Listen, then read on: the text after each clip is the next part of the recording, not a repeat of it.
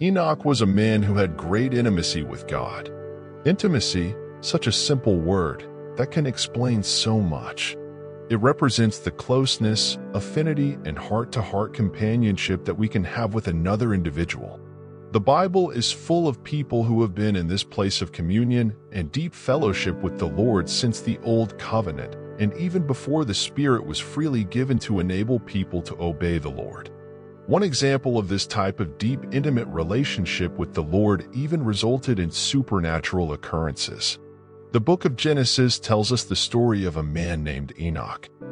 When Jared had lived 162 years, he became the father of Enoch. After he became the father of Enoch, Jared lived 800 years and had other sons and daughters. Altogether, Jared lived a total of 962 years, and then he died. When Enoch had lived 65 years, he became the father of Methuselah. After he became the father of Methuselah, Enoch walked faithfully with God 300 years and had other sons and daughters. Altogether, Enoch lived a total of 365 years. Enoch walked faithfully with God, then he was no more, because God took him away. Genesis 5, verse 18 to 24. The scriptures also record two more simple versions about him. By faith Enoch was translated so as not to see death and was not found, because God had translated him, since, before his translation, he obtained the testimony that he had pleased God.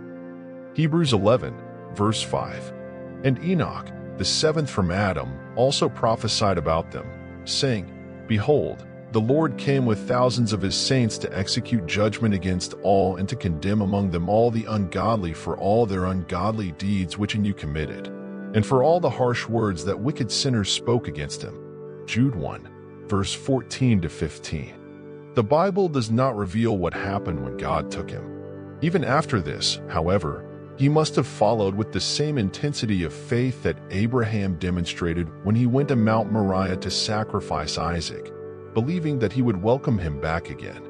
It may also have been the same intensity of faith with which Elijah followed God until the chariots of fire snatched him from the earth in a glorious flash.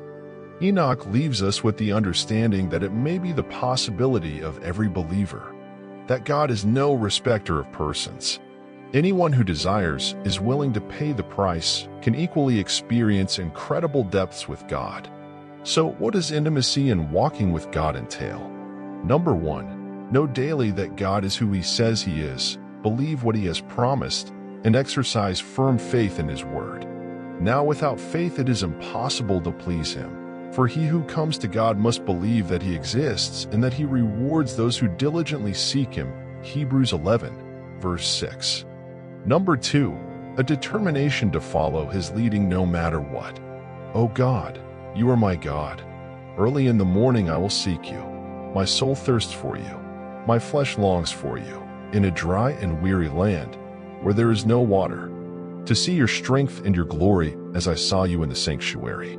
Psalm 63, verse 1 to 2. The end result of Enoch's life of deep and passionate love with God was an encounter that was strange but wonderful.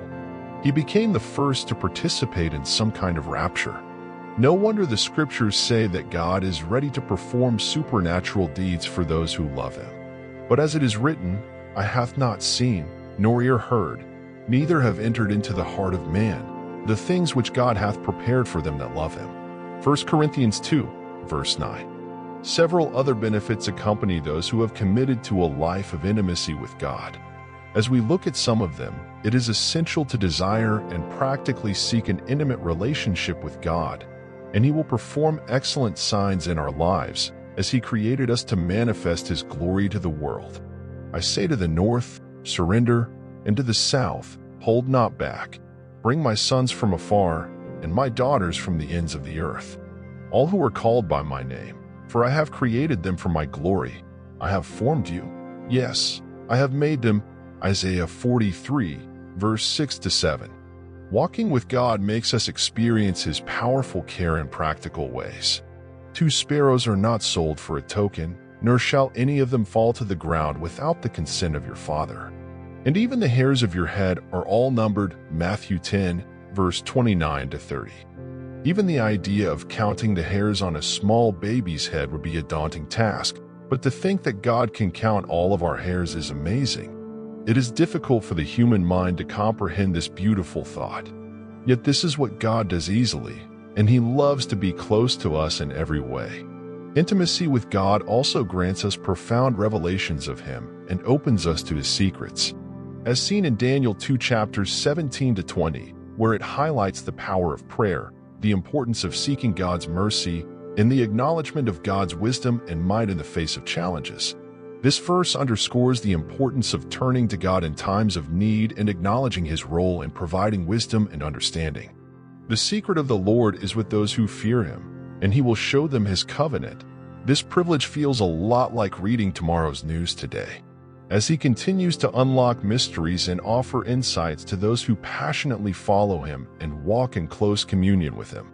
It is these revelations that give us a deeper understanding of His nature and empower us to live in ways more aligned with His purposes. An advantage that allows us to take measures to avoid any plan that the enemy may have hatched against us. Ultimately, walking intimately with Him brings God joy. The Lord your God is in your midst, mighty to save. He will delight in you with joy. He will be silent in His love. He will rejoice over you with joy. Zephaniah 3, verse 17. What an exciting thought, that we can make our Father's heart sing. This should make the pursuit of a close walk with Him the deepest desire of our hearts. As we passionately follow Him, He will continue to satisfy us with His presence until we rise to meet Him in glory. Intimacy paints the picture of a union so closely knit that each person is actively involved in seeking the other's joy. Our longing for real intimacy never dies, even in old age. This shouldn't be surprising, because we are truly made for relationships, not just superficial ones, but deep and spiritually satisfying ones.